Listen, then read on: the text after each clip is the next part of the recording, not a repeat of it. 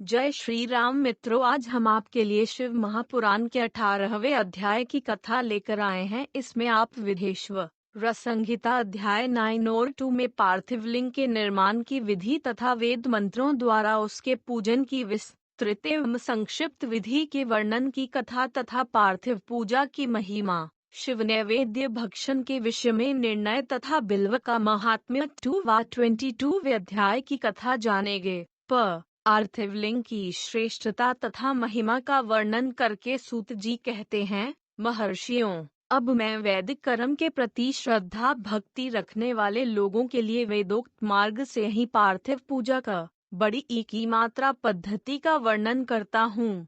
यह पूजा भोग और मोक्ष दोनों को देने वाली है। सूत्रों में बताई हुई विधि के अनुसार विधि पूर्वक स्नान और संध्योपासना करके पहले ब्रह्म यज्ञ करें। तत्पश्चात देवताओं, ऋषियों, सनकादि मनुष्यों और पितरों का तर्पण करें। अपनी रुचि के अनुसार संपूर्ण नित्य कर्म को पूर्ण करके शिव स्मरण पूर्वक भस्म तथा रुद्राक्ष धारण करें। तत्पश्चात संपूर्ण मनोवांछित फल की सिद्धि के लिए ऊंची भक्ति भावना के साथ उत्तम पार्थिव लिंग की वैदिक विधि से भली भांति पूजा करें। नदी या तालाब के किनारे, पर्वत पर, वन में, शिवालय में अथवा और किसी पवित्र स्थान में पार्थिव पूजा करने का विधान है। ब्राह्मणों, शुद्ध स्थान से निकाली हुई मिट्टी को यत्न पूर्वक लाकर बड़ी सावधानी के साथ शिवलिंग का निर्माण करें। ब्राह्मण के लिए श्वेत, क्षत्रिय के लिए लाल, वैश्य के लिए पीली और शूद्र के लिए काली मिट्टी से शिवलिंग बनाने का विधान है, अथवा जहाँ जो मिट्टी मिल जाए उसी से शिवलिंग बनाएं। शिवलिंग बनाने के लिए प्रयत्न पूर्वक मिट्टी का संग्रह करके उस शुभ मृतिका को अत्यंत शुद्ध स्थान में रखें। फिर उसकी शुद्धि करके जल से सान कर पिंडी बना ले और वेदोक्त मार्ग से धीरे धीरे सुंदर पार्थिव लिंग की रचना करें। तत्पश्चात भोग और मोक्ष रूपी फल की प्राप्ति के लिए भक्ति पूर्वक उसका पूजन करें। उस पार्थिव लिंग के पूजन की जो विधि है उसे मैं विधान पूर्वक बता रहा हूँ, तुम सब लोग सुनो। ओम नमः शिवाय इस मंत्र का उच्चारण करते हुए समस्त पूजन सामग्री का प्रोक्षण करें, उस पर जल छिड़कें। इसके बाद भूरसी इत्यादि मंत्र से क्षेत्र सिद्धि करें। फिर आपोस्मान इस मंत्र से जल का संस्कार करें। इसके बाद नमस्ते रुद्र इस मंत्र से स्फाटिका बंध फटिक शिला का घेरा बनाने की बात कही गई है। नमः शुंभवाय इस मंत्र से क्षेत्र सिद्धि और पंचामृत का प्रोक्षण करें। तत्पश्चात शिव भक्त पुरुष नमः पूर्वक नीलग्रीवाय मंत्र से शिवलिंग की उत्तम प्रतिष्ठा करें। इसके बाद वैदिक रीति से पूजन कर्म करने वाला उपासक भक्ति पूर्वक तत्ते रुद्रावसंग इस मंत्र से मनिया संदे मानो महानतम इस मंत्र से आवाहन करें, या रुद्र इस मंत्र से भगवान शिव को आसन पर समासीन करें, या मिश्रो इस मंत्र से शिव के अंगों में न्यास करें। अधिवोचत इस मंत्र से प्रेम पूर्वक अधिवासन करें। असौयस्ताम्रो इस मंत्र से शिवलिंग में इष्ट देवता शिव का न्यास करें। असौयो अवसरपति इस मंत्र से उपसर्पण देवता के समीप गमन करें। इसक एक ही मात्रा बाद नमोस्तु नीलगिरिवाय इस मंत्र से इष्ट देव को पाद्य समर्पित करें। रुद्र गायत्री से अर्घ्य दे। त्र्यंबकंग मंत्र से आचमान कराएं।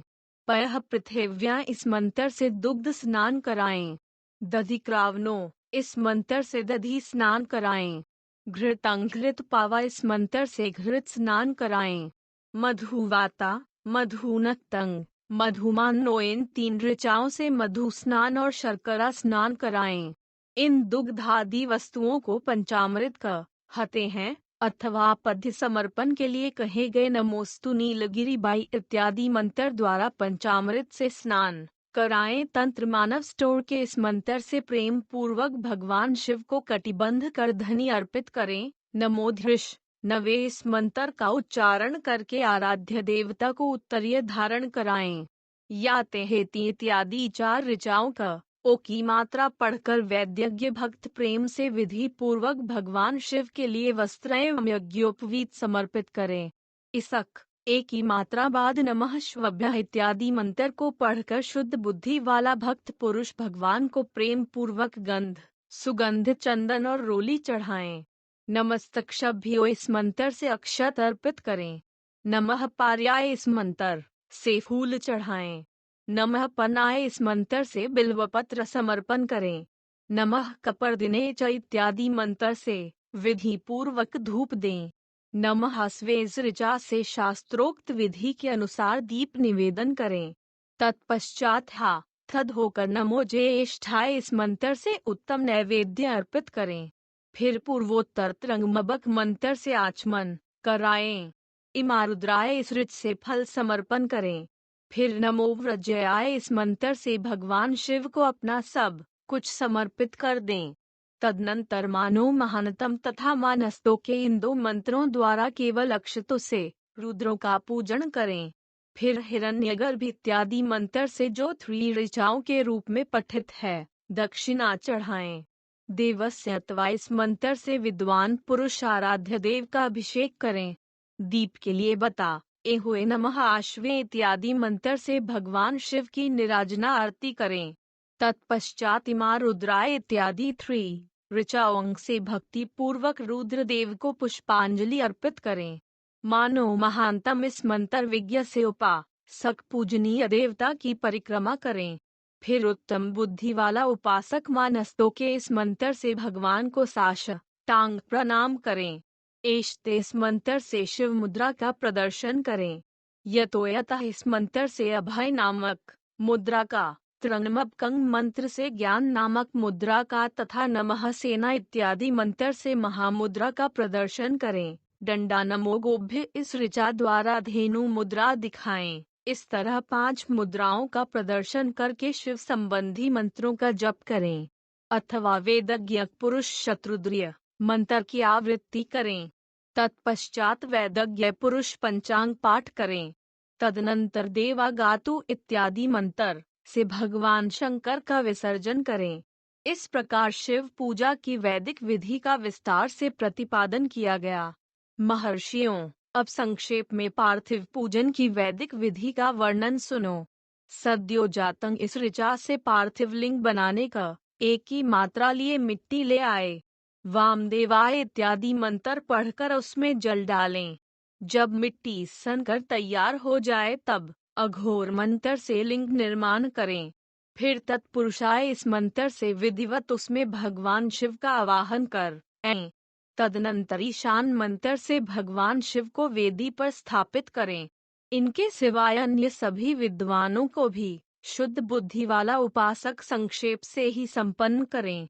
इसके बाद विद्वान पुरुष पंचाक्षर मंत्र से अथवा गुरु के दिए हुए अन्य किसी शिव संबंधी मंत्र से 16 उपचारों द्वारा विधिवत पूजन करें। अथवा भवाय भवनाश आय महादेवाय धीमहि उग्राय उग्रनाशाय शर्वाय शशिमौलिने डंडा इस मंत्र द्वारा विज्ञान उपासक भगवान शंकर की पूजा करें। वह भ्रम छोड़कर उत्तम भाव भक्ति से शिव की आराधना करें, क्योंकि भगवान शिव भक्ति से ही मनोवांछित फल देते हैं। ब्राह्मणों, यहाँ जो वैदिक विधि से पूजन का क्रम बताया गया है, इसका पूर्ण रूप से आदर करता हुआ मैं पूजा की एक दूसर बड़ी की मात्रा विधि भी बता रहा हूँ, जो उत्तम होने के साथ ही सर्वसाधारण के लिए उपयोगी है। मुनिवरों, पार्थिव लिंग की पूजा भगवान शिव के नामों से बताई गई है।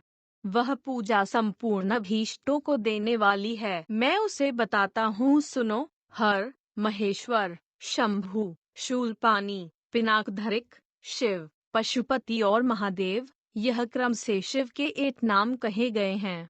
इनमें से प्रथम नाम के द्वारा अर्थात ओम हराय नमः का उच्चारण कर की पार्थिव लिंग बनाने के लिए मिट्टी लाएं। दूसरे नाम अर्थात ओम महेश्वराय नमः का उच्चारण करके लिंग निर्माण करें। ओम शंभवी नमः बोलकर उस पार्थिव लिंग की प्रतिष्ठा करें। तत्पश्चात ओम शूलपाणी नमः कहकर उस पार्थिव लिंग में भगवान शिव का आवाहन करें। ओम पिनाकधरिक नमः कहकर उस शिवलिंग का ओ की मात्रा नहलाएं। ओम शिवाय नमः बोलकर उसकी पूजा करें।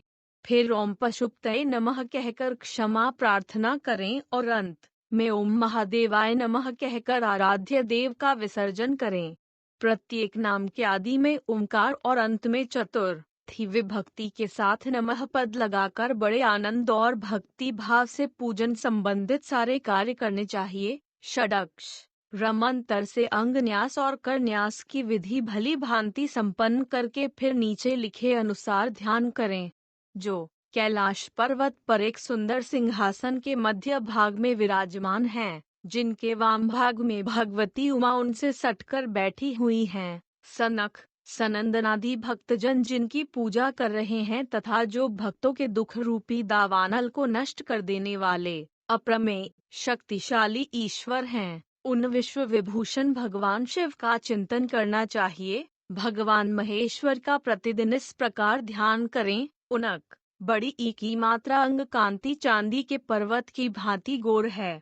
वे अपने मस्तक पर मनोहर चंद्रमा का मुकुट धारण करते हैं। रत्नों के आभूषण धारण करने से उनका श्रीअंग और भी उद्घासित हो उठा है। उनके 4 हाथों में क्रम से परशु, मृग मुद्रा, वरेम अभय मुद्रा सुशोभित हैं। वे सदा प्रसन्न रहते हैं।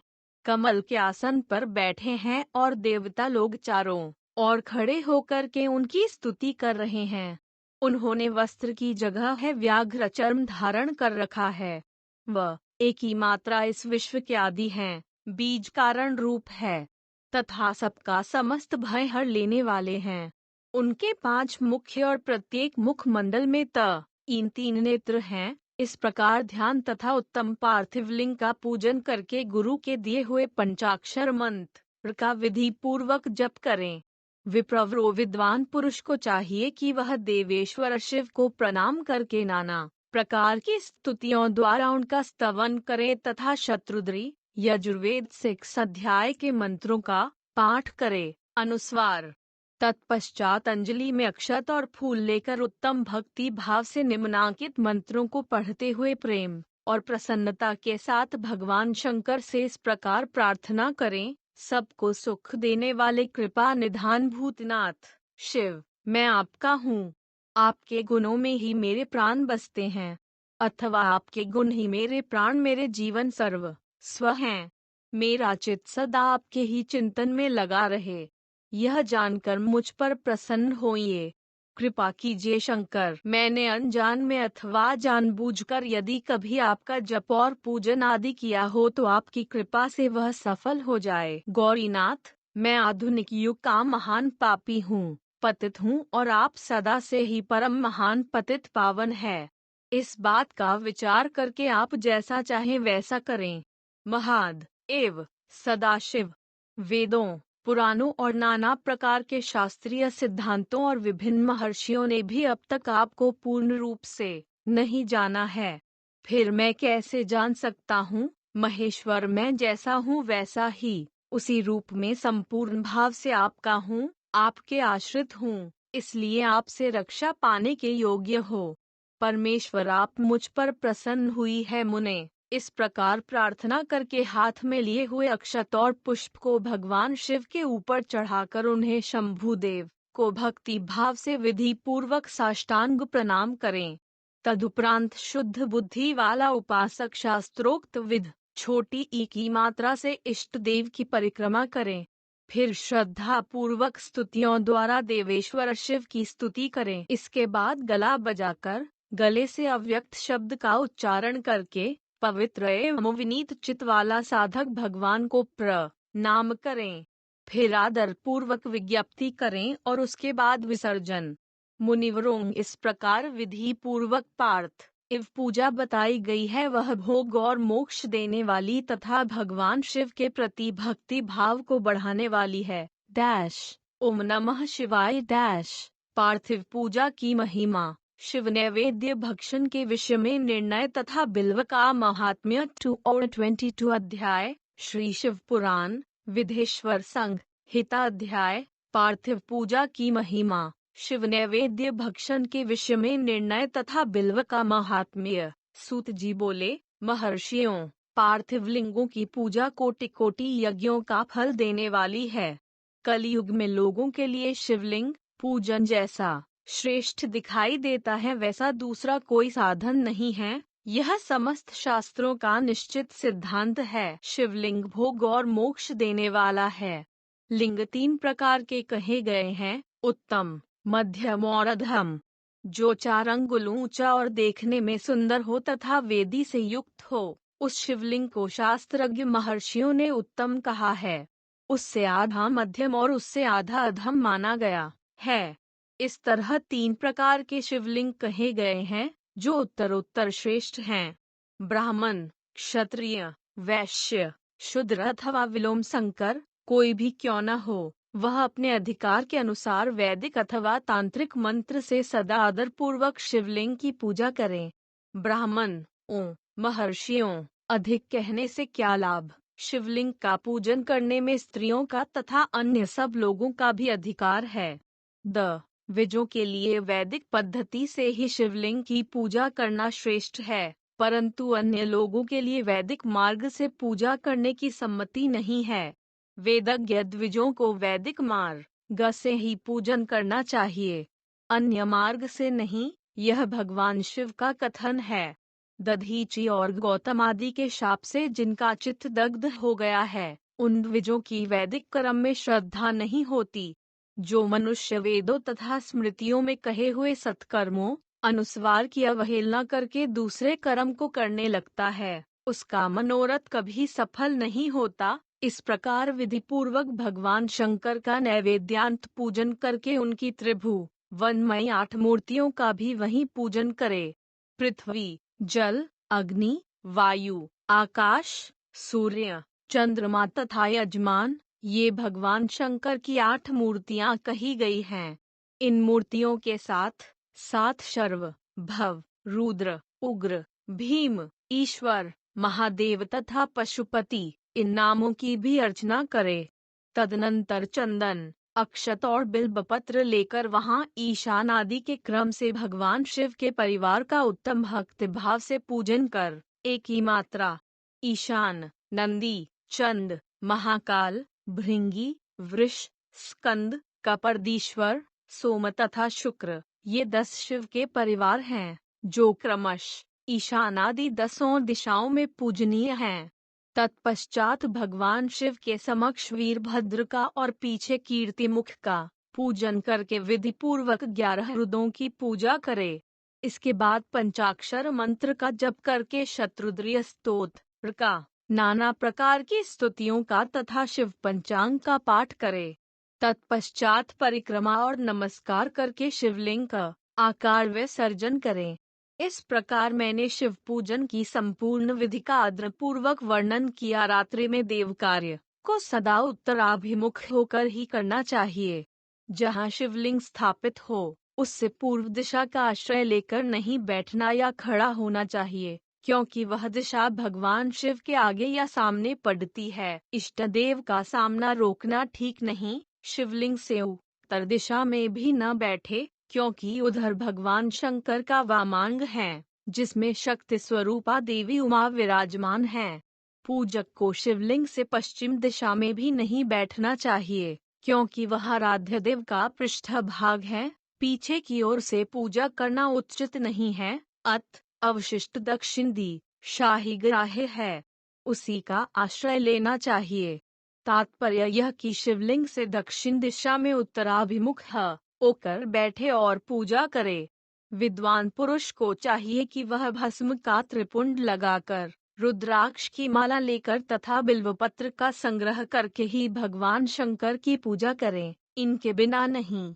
मुनिवरों, शिव पूजन आरंभ करते समय यदि भस्म न मिले तो मिट्टी से भी ललाट में त्रिपुंड अवश्य कर लेना चाहिए। ऋष छोटी ई की मात्रा बोले, मुने, हमने पहले से यह बात सुन रखी है कि भगवान शिव का नैवेद्य नहीं ग्रहण करना चाहिए। इस विषय में शास्त्र का निर्णय क्या है, यह बताइए। साथ ही बिल्व का महात्म्य भी प्रकट कीजिए। सूत जी ने कहा, मुनियों, आप शिव संबंधी व्रत का पालन करने वाले हैं, आप सबको शतश धन्यवाद है।